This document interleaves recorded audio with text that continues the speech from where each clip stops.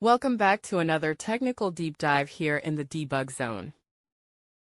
Today, we're tackling a big question and breaking it down with insights from other users. Hopefully, this clears up some misconceptions and helps you get the answer you need. So buckle up, stay a little curious, and let's jump right in.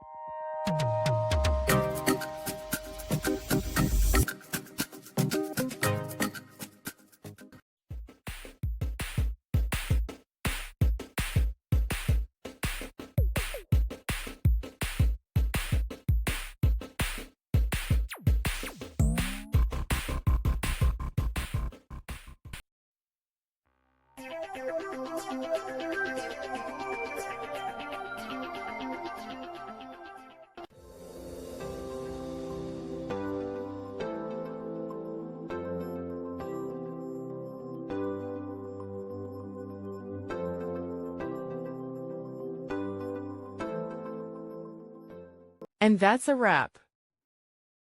I hope you found the answer you were looking for. If you did, take a second to hit that subscribe button. It really helps out.